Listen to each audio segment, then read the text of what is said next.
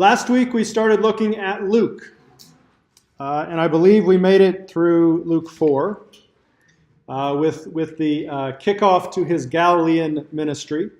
Remember, we started with the preface to Theophilus, where he says, I've researched all this stuff, and now I'm going to set forth an orderly account. We then have his birth, and of course, Luke starts where? Where does he pick up the narrative thread?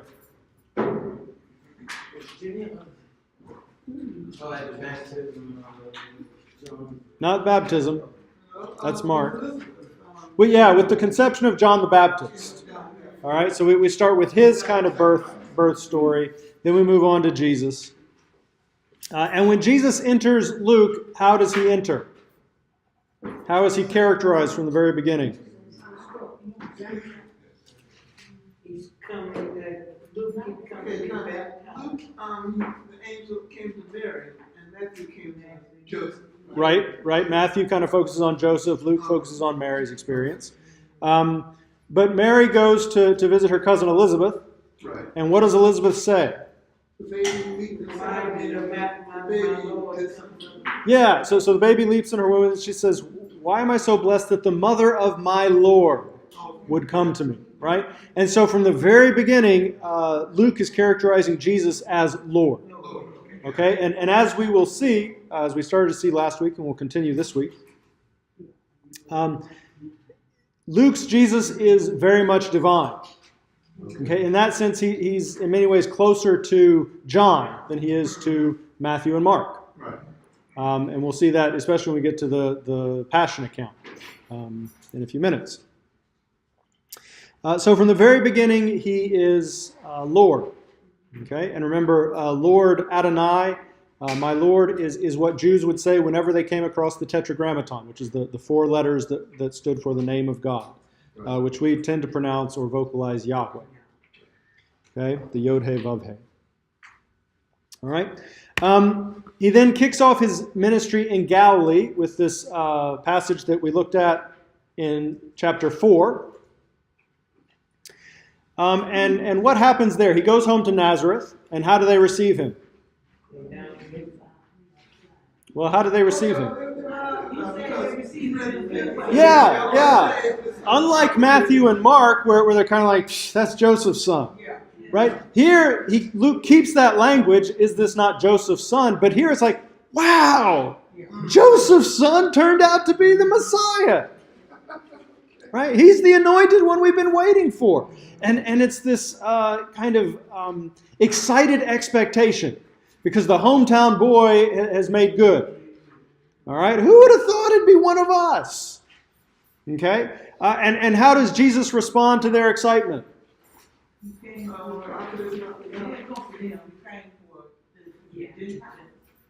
Well, it's not that he came for Gentiles.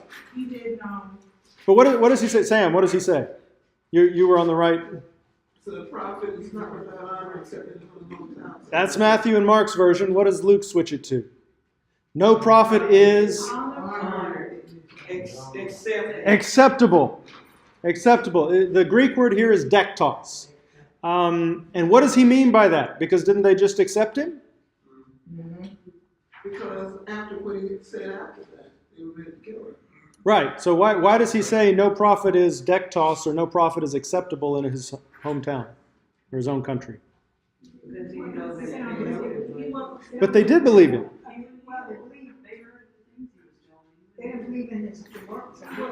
They've heard of the works that he's doing, but what's the problem? Right. No prophet is dektos in their hometown. What? I have been anointed to proclaim the dektos year of the Lord, the acceptable year of the Lord, the year of release, of favor, of all this great stuff, the year of Jubilee. Just not for you. It's not for you. Yeah, and suddenly they go from yes to where's the cliff? We got to throw this guy off. He needs to die. And how can you explain that sudden mood shift? Well, they thought they were about to cash in and hit the lottery. And instead, they're told, nope, sorry, your ticket's invalid. And they're not happy, to say the least. What this seems to suggest is that there is no hometown blessing. right? And again, if you think about your congregation, the more homogeneous your congregation is, the more you're cutting yourself off from God's blessing. Right? Because if you want to receive and be a conduit of God's blessing, you have to be willing to embrace those who are different from you. Right? And if you think about it, who does God send to the Gentiles? Paul. And what is Paul like? He's as Jewish as you get. Right?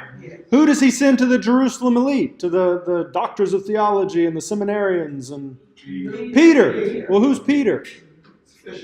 Yeah, he's a little, fisherman from the backwoods, the back country, the rural areas. Right? And now, why does God do that?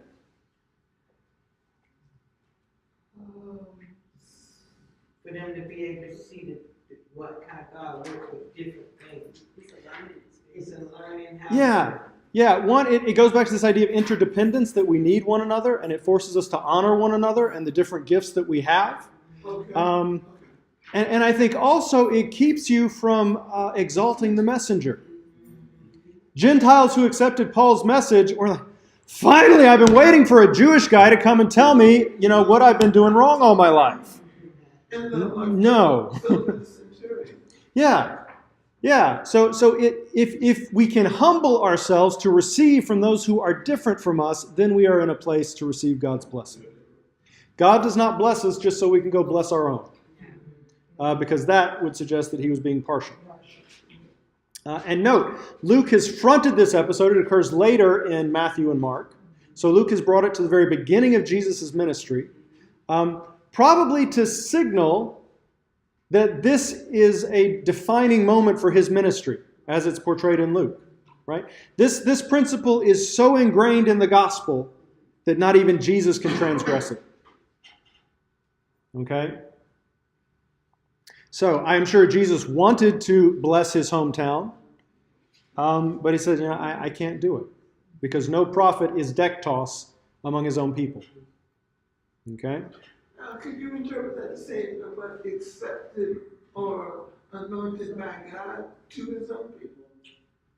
You say that no prophet is sent to his own people?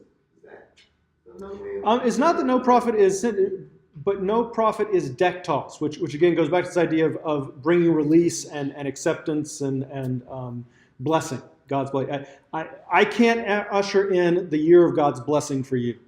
I can do it for all these other people, just not for you. But somebody else? So yes, you'll have to receive it from someone else. I can't be the one to do it for you. Is that to keep from favoritism? I think that's part of it. Yeah.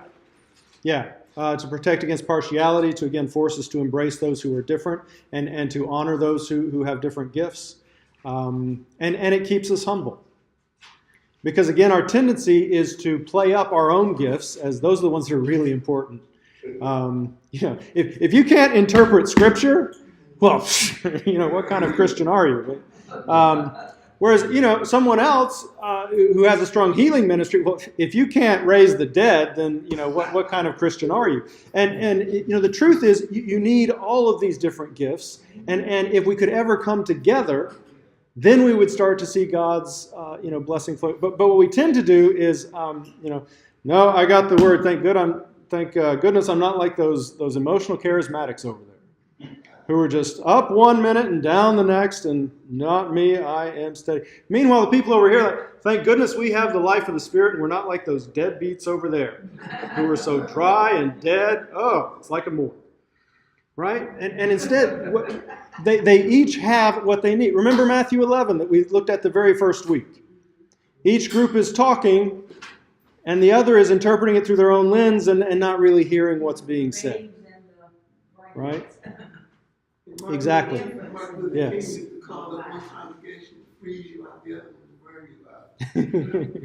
Yes, exactly. All right? So, and this is going to be characteristic of Jesus' ministry in Luke. He is forever crossing boundaries. He's going to the women, to the outcast, to the Gentiles, to anybody that society seems to push to the margins in Luke. That's where Jesus is going. Okay? All right. Then at the end of chapter 9, you get a shift. And Jesus starts to focus on Jerusalem. So he's been ministering in Galilee, but now the time has come. We got to start, looking ahead. Luke 9:51-53. When the days drew near for him to be received up, he set his face to go to Jerusalem. And he sent messengers ahead of him who went and entered a village of the Samaritans to make ready for him. But the people would not receive him because his face was set toward Jerusalem. Okay, so he's obviously got a single-minded focus at this point. And the people can tell, no, he can't be bothered right now. He's in, intense mode. All right, he is set on getting towards Jerusalem. Luke 10,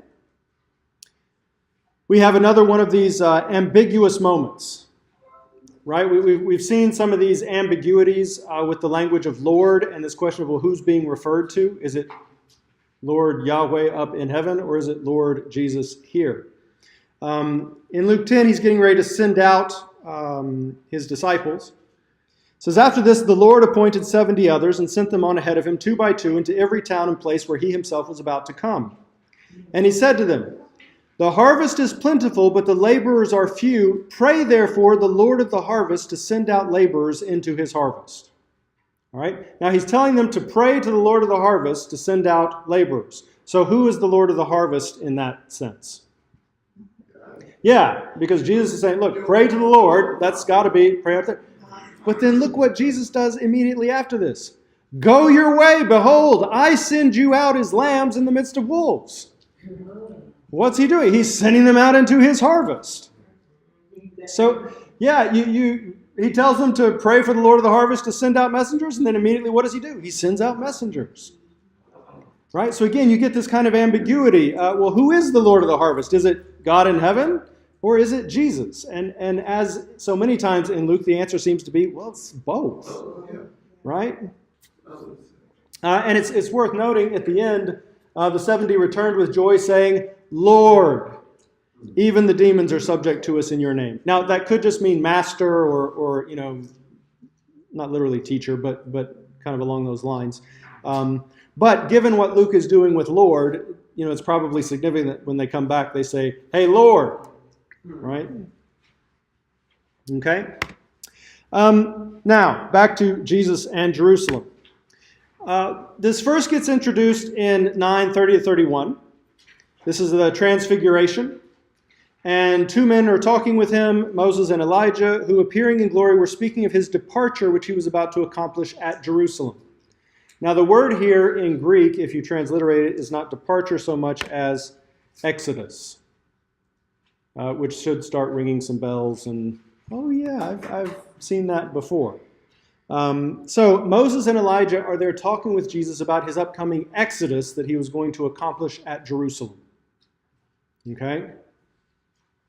It's shortly after this, about 20 verses, that he then sets his face toward Jerusalem. And note, when the days were approaching for his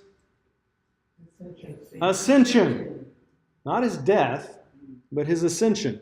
Death is just something he's got to get through on his way to ascension. Okay?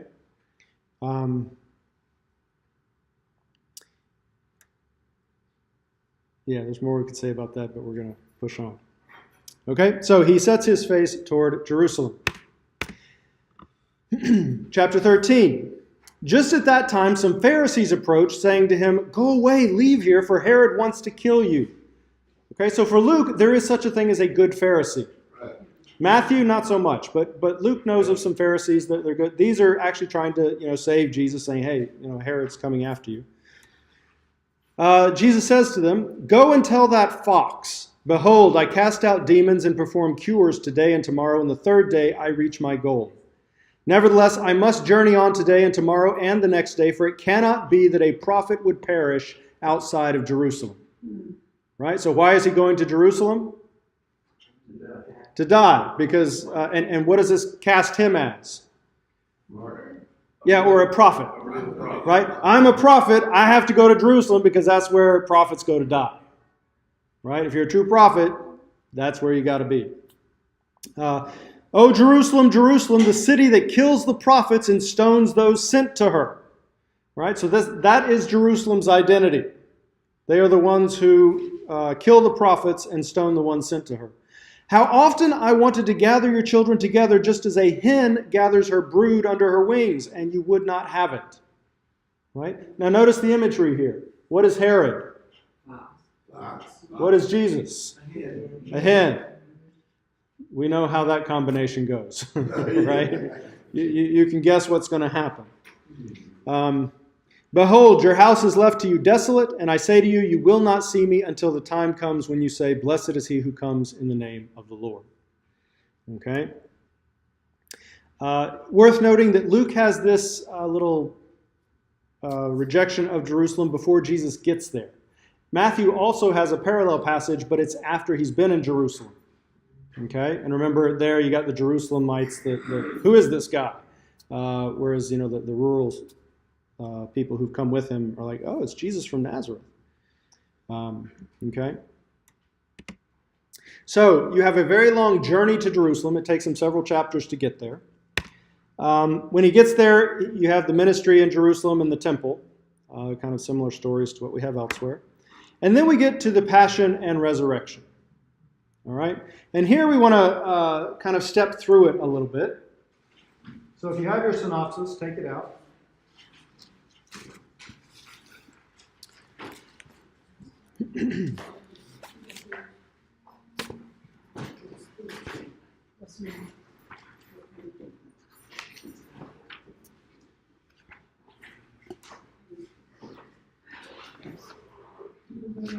And we'll start with the Gethsemane.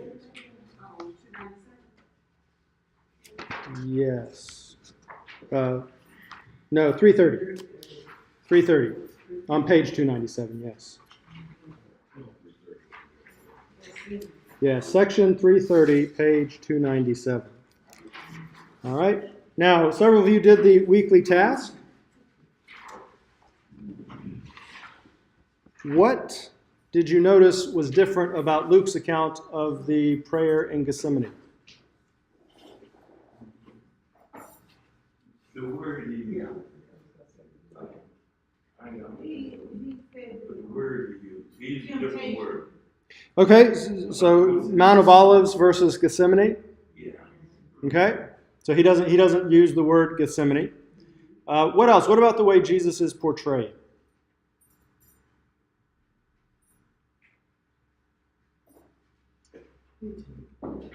The one said they were sleeping.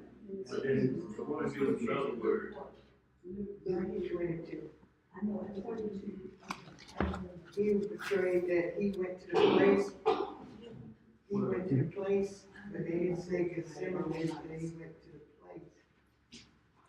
And that he prayed, he was on a stone throw away. He kneeled down and prayed. Mm-hmm. But it was something said about the disciples. Yeah. If you're speaking of him, he did not speak of Jesus talking about his followers. Okay, good. What is he like in Matthew and Mark? Sorrowful. Yeah, he's sorrowful. He's overcome with sorrow, in fact, right? When he goes to pray, how does he do it? It's on his face. Yeah, he throws himself on the ground, right? He's prostrate on the ground. What about in Luke? Yeah, in Luke. All right, Father, take this cup with me to be your will, or from me. But not my will, but yours be done. All right, let's do this thing.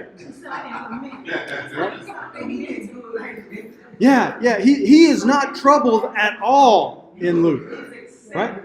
Yeah, how many times does he pray in Luke? Once. Right? How many times does he pray in Matthew and Mark? 3 times. Yeah, 3 times he goes back and please take this way. Not in Luke. Yeah, in Luke he kneels down. In Luke he's independent of his disciples, right? In Matthew and Mark, Peter, James, John, please come with me a little bit further, right? Yeah, he's more of a basket case. Yes. In Matthew. Yes. Yeah, he's overcome with his sorrow, right? Now, the only thing remotely like that in Luke is this thing about him sweating blood. But there's a textual issue there as to whether that really belongs in the text. And there's good evidence to suggest that's a later addition that someone might have put in because they knew Luke was a doctor, and so it would, But, so we have him, and note, you see this progression even further when you get to John. Right? In John, if you look at the last line there on page 297, now my soul is troubled. What shall I say? Father, save me from this hour? No, I'm not going to pray that. It was for this purpose that I've come to this hour. Right? So in John, he's not even going to say that. Not even let this cup pass from me if it be your will. No, this is the whole reason I came. All right? So we're going to see this continue on throughout the Passion account. This portrayal of Jesus as someone who's in control, who's got this. He is not concerned. He's not worried. In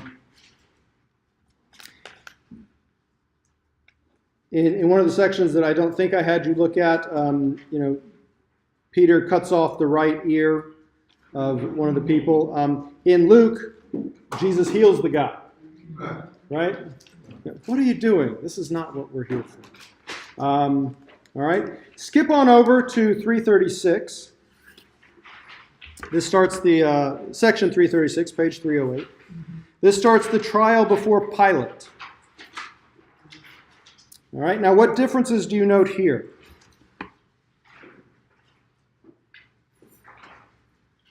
In Luke, it jumped right into it. They began to accuse him, saying, "We found this man perverting our nation." It's like his accusers just. Right. Now, why would Luke do that? Why does he immediately front the accusations? Just to get started. I mean, Was that because of him being Jewish? And Well, they're still Jewish in Matthew and Mark. And Matthew and Mark still get things started.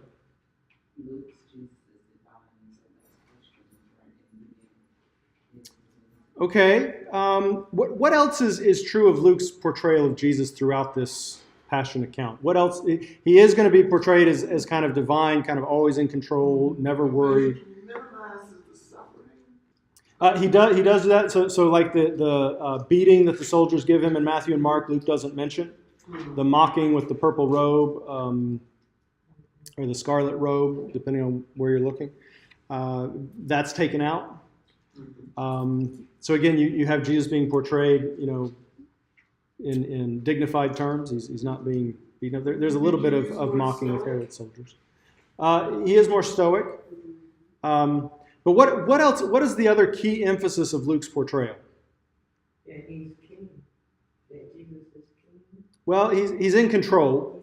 He's in control, but there's something else that Luke really emphasizes You mean here or throughout the whole book? throughout the whole Passion account. The whole passage. And Jesus is laying down his life and they're not taking it? Well, that goes back to he's in control. Oh, I'm thinking, Jesus on God. Nope, that's actually not an emphasis. You know? Mm-mm. In fact, the centurion at the end in Matthew and Mark says, "Surely this was the Son of God," right? And in Mark, we start out, the beginning of the good news about Jesus Christ, the Son of God, and then no other human recognizes that until we get to the centurion at the end. Some of the demons do, but the centurion in Matthew says the same thing. Surely this was, the Son of God. What does the centurion in Luke say? Surely this man was. No. Innocent. Surely this man was innocent. And one of the things you're going to see again and again and again in Luke's account is people coming along and saying, "Hey, this guy's innocent. I can't find anything wrong with him." Right? So, if that's going to be your portrayal, what do you want to do? At the very beginning, what does he do? He fronts the charges. Right? Because if you want to declare somebody innocent, you got to know what they're being accused of. Okay, so right at the very beginning, okay, here are the charges. And now nobody is going to be able to find any guilt, for Jesus at all. Okay? So in question, like it is in Matthew and Mark. It's like he is divine. Luke, yeah, and again, Luke's portrayal in this sense, he's much closer to John's portrayal. Which John's portrayal, his divinity is oozing out so much it's easy to lose sight of his humanity. Right? And we'll talk about that in next week. So, yeah, Luke's Jesus never loses his composure. He's constantly in control. He's got this. He's not troubled by it. Unlike Matthew and Mark, where he's like, oh, Lord, please, if it be your will, let this cup pass from me. I'm overwhelmed. I'm overcome to the point of death. So, if you follow along, look on page 309. This is the first time, 23:4. Pilate said to the chief priests and the multitudes, I find no crime in this man. Okay, there's the first proclamation of his innocence. All right, everyone see that? And then what does Pilate do? In what? In Luke. In Luke. He sends him to And the chief what's priest. his name? No, the other guy. Yeah, the other guy. What's his name? They made friends. Yes. Is that Herod Antipas? Yes, Herod Antipas. Herod. Herod Antipas, who remember was over Galilee and Perea. And Pilate's like, I don't find anything wrong with that. Wait a minute, what? He's Galilean? Great! I don't have to deal with it. Send him to Herod. What do you say? Yeah, and Herod's like, oh great, I've wanted to meet this guy. I've heard so much about him. Probably from John. So Herod meets him, I can't find anything wrong with this. Send him back to Pilate. Okay, and then Luke includes this little, and from that day forward, Herod and Pilate became best friends. They became friends. So Jesus is bringing people together even now. Right? No other gospel includes this account of Jesus being sent before Herod. Okay? All right, so if you turn the page, 338, what does Pilate say? He gets him back. He says, you brought me this man as one who is perverting the people. After examining him before you, behold, I did not find this man guilty of any of your charges against him. Neither did Herod, for he sent him back to us. Behold, nothing deserving death has been done by him. I will therefore chastise him and release him. Right? Proclamation number 2. This guy's innocent. I didn't find anything wrong with him. Herod didn't find anything wrong with him. And believe me, if the two of us can't find something wrong with him, he's innocent.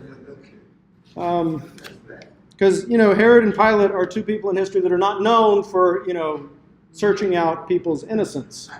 All right? You get the Jesus or Barabbas episode. If you look on page 312. Yes. In Luke, they have CP versus CP. Compare. That means compare. Yes. That's what I did. I actually wrote some notes in there. Yes. Yeah, so like on page 311 where it says compare verse 17, that's saying that if you want to see a somewhat parallel to Matthew or to Mark 15:6, look at Luke 17, Luke verse 17. And that is kind of parallel to what you find there.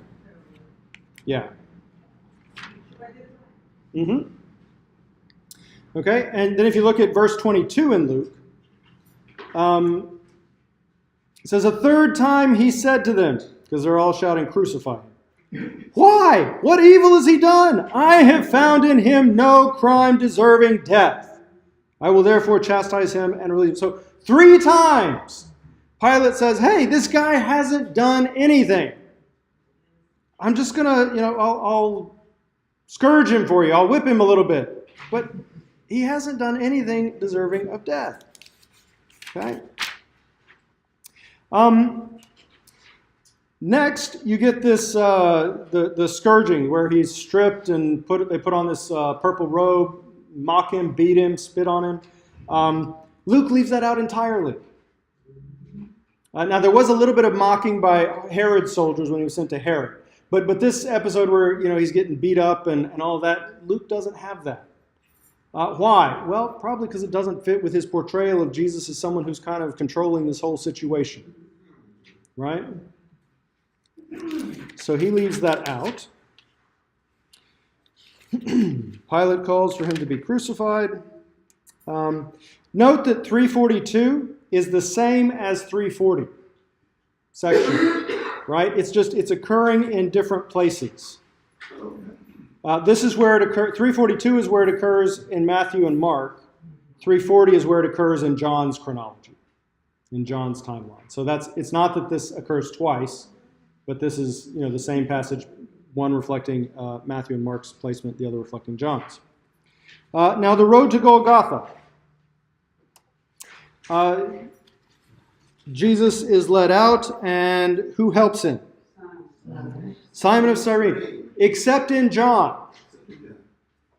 Right? In John, look what it says. So they took Jesus, and he went out bearing his own cross.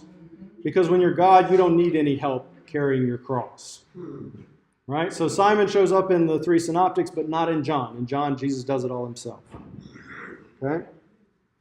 So they're on their way to the cross, and what happens? Stumbles. Well, and what? See, I don't know that he stumbles in Luke.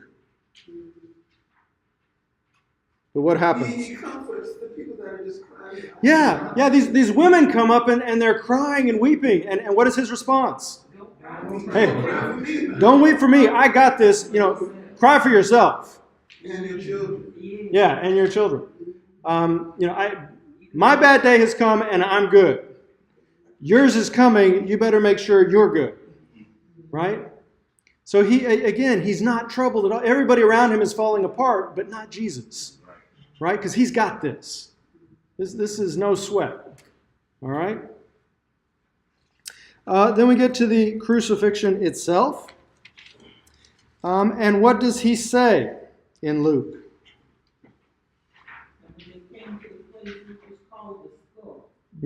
Skip down to verse 34. What is it that Jesus says? Yeah. Father, forgive them, for they know not what they do. Right? Now, what does he say in Matthew and Mark?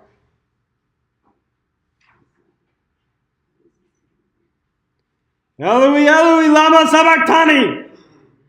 My God, why have you forsaken me? Right? The cry of dereliction. Does Luke have that? Why? It doesn't fit with the Yeah, it doesn't fit with his portrait. This Jesus is not feeling abandoned. Right? And note, you got to be pretty in control to be up on the cross. Father, this is uncomfortable, but hey, forgive them. They don't really know what they're doing. Right? Do you see how these are completely different portrayals? And when we do the last 7 word services and kind of smash them all together, it's incoherent. It doesn't make sense to have, why are you forsaking me? But hey, forgive them because they don't know what they're doing. Right?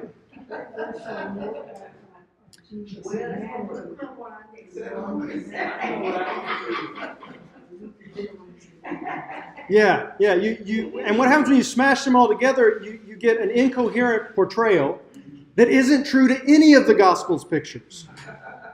Right? Again, Tatian in the early church said, you know what, having these 4 Gospels is kind of confusing. Let's just smash them all together. It was called the Diatessaron, which literally means through 4, 1. And he said, hey, look, now we have one Gospel.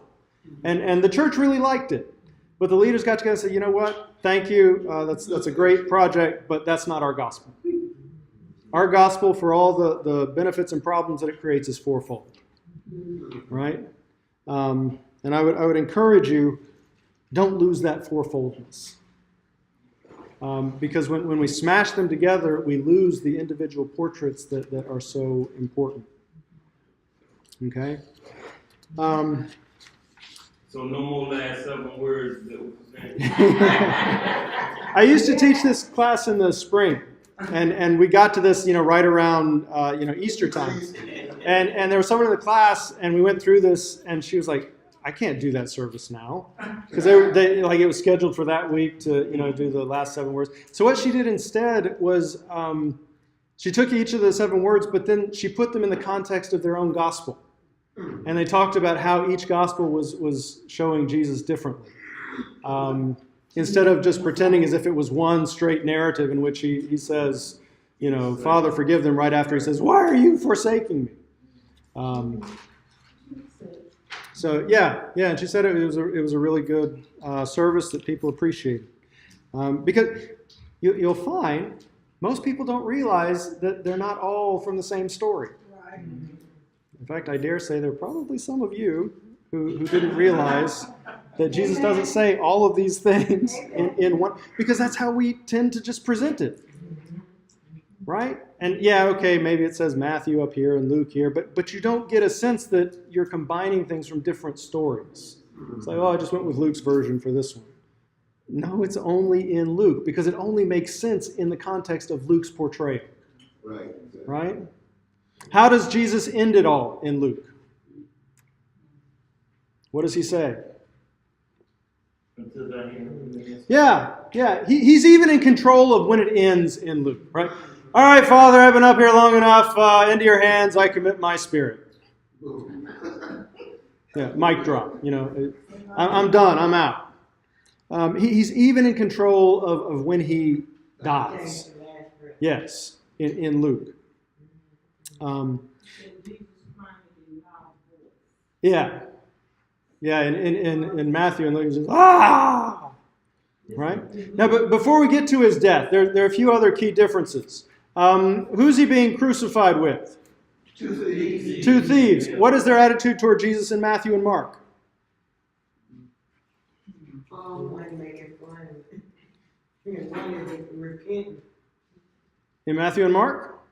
Matthew said, "Wrong." Yeah, in Matthew and Mark, they're both ridiculing him. Yeah. Come on, Mr. Son of God. Why don't you get down if you're so mighty and innocent, right? What happens in Luke? One of them is really, really repentant. Yeah, one of them's mocking him, but the other one says, hey, what are you doing?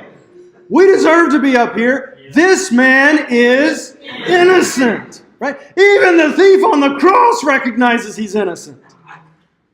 Right? And again, Luke has everybody and their brother coming out to say, hey, this guy's innocent. And yet, for some reason, he's up there on the cross. Okay, Right? not reinforce the concept of sacrificial lamb. Well, is Luke portraying Jesus as an atoning sacrifice? Not like Mark does. Right? Mark very much has this suffering servant motif going, I've come to give my life as a ransom for many. That kind of thing. Think about what happens to the temple curtain. It tears. When does it tear? Depends on the prosperity. Yes. In Luke. Where does it tear in Luke? After he dies. Before. It's before. Like I said, before he dies. Exactly. Fix it, son. Fix it. When does it tear in Matthew and Mark? When he dies, right? He dies, and then the temple curtain is torn. And most scholars interpret that as, okay, the way is now open, atonement's being made, and we can go through and get access now. But in Luke, it happens before he actually dies. Well, that doesn't seem like his death is making atonement, and I mean, that seems like a different picture. And so I think Ehrman suggests that maybe instead of indicating atonement, it's more about a prophecy of a prophetic sign of the coming destruction. Yeah, and you get an earthquake in Matthew, and the dead come out. And Matthew has a lot of interesting stuff in his account. But it's worth noting. So the curtain tears in all three, but it occurs at different times. And the timing is significant for understanding what it signifies. Does that make sense? Okay. Let's see, are there any other... So Luke did not use a lot of Mark's stuff. He added a lot. He added a lot. And he omitted a lot. Yeah. Yeah, and often what he takes over, he changes in subtle ways that drastically change the kind of... remember we looked at the end last week about the walking through the grain fields and plucking, and the Pharisees in Mark say, hey, why are your disciples doing what's not lawful on the Sabbath? And what is Jesus' ultimate answer? Yeah, Sabbath was made for man, not man for the Sabbath, right? So why is it okay they're doing this? Because they're human, right? God didn't create humans just so there would be someone to fulfill Sabbath regulations, right? He created Sabbath to be a blessing to humanity. In Luke, he leaves out that line. And what does he say? The Lord of the Sabbath is the Son of Man, right? Why is it? And notice in Luke, who gets accused? Not the disciples, but Jesus himself. Why are you doing what is not lawful on the Sabbath? And what's his answer? Because I'm Lord of the Sabbath. Right? It sounds very similar to Luke's or to Mark's account, but the logic is completely different. In Mark, it's because they're human. In Luke, it's because I'm God. Right? I make the rules. Okay? And so we see that carried through Luke. Right? Throughout Luke. He's Lord at the beginning, and he continues as Lord all the way through the end. All right? Does that make sense? And you see how Luke's portrayal is very different than Matthew and Mark's. Now, it's worth noting, after he's dead, this man went to Pilate and asked for the body of Jesus. Okay? And then Luke 24, it says, when they entered, they did not find the body of the Lord Jesus. Now, what's different about how he's being referred to? Lord Jesus. Yes. There's no Lord here. The Lord drops out. Why? Well, crucifixion is humanity's verdict on his lordship. No, I don't think so. He's not Lord. And so the lordship drops out. Resurrection is God's verdict on his lordship. No, I think he is. Right? And so it comes back. Right? Okay, does that make sense? One thing When you is, say Lord is not established in Luke 23:52. So this seems to reflect humanity's verdict on his lordship. By putting him up on the cross, humanity said, nope, we don't think you're Lord. By resurrecting him and giving him glory, God said, I think he is. Right. Okay, and so we see the Lord, the moniker come back. One thing this helping me when I read the scriptures now, I compare. I used to read the scriptures. Now I read the scriptures. I read what's in there. I read in the scripture what's in the scripture. And there's a difference between reading it and read what's in there. Mm-hmm. And now I'm learning how to read what's in there Good. and not just read it. Yes. Because if you just read it, you will never pick up the difference in the omitted, what's omitted, what's added. Yep. You got to pay attention. You have to pay attention. Got to pay attention. And anything you can do to make you pay attention. That's why marking is a helpful exercise, if for no other reason than it forces you to pay attention to what it actually says. And you're going to notice things that you wouldn't have noticed even if you just read the three accounts together. Because slowing down and forcing you to pay attention to detail is when you're going to notice a lot of these things. Yep. Mm-hmm. We ran out of words. Yes. Let's start over. Now, what is the significance of having these two different portrayals of Jesus' passion, or three or four, however many you want to talk about, in our canon? The different audiences that they would be read to. Okay, different audiences, possibly, different perspectives. What would we lose if we didn't have Mark? The suffering image, The whole Markian idea of Yeah. that whole push for that the themes that are in Mark are not as prevalent in Matthew or other books. Right. We lose a complete theme or origin of what it. Right, and how many of you, when you've been suffering, have been able to take comfort from the fact that Jesus knows that kind of suffering?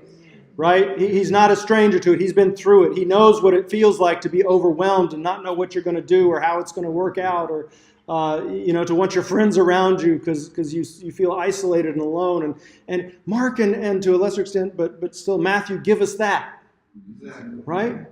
But at the same time, you don't want a God who's always going to be at the mercy of events, right? And so if you are in a bad place, you can also take comfort from a God who's above events and is not troubled by them because he's over them, right? Nothing takes him by surprise, right? And it will encourage you to that you're more than a conqueror. Yeah, yes, yeah. You can get through this because God knows what's coming and He has equipped you and given you everything you need to get through this, right? He's not surprised by your circumstances. He's not overwhelmed by your circumstances because He's God, right? And if we were to lose either one of those portrayals of Jesus, I think we would lose something really significant for our faith. Does that make sense? Yes. Okay, so you said for like 90 degrees of spectrum. I say they're each painting a different portrait, and we need all of the different portraits. Jesus is deeper and has more stuff that we can say about him and learn from him than can be captured really in one portrait. Is the idea? And what that John said, all the things were written, it would be enough books to hold it. Yep. So yeah, you just have 4. Okay. And again, when we end up trying to smash them all together into one story, we end up with an account that is largely incoherent and that is not true to any of the 4 Gospels. It's like a 5th version of Jesus, an extra canonical version of Jesus. Right? And that's why the church always said, no, that's heresy. Right?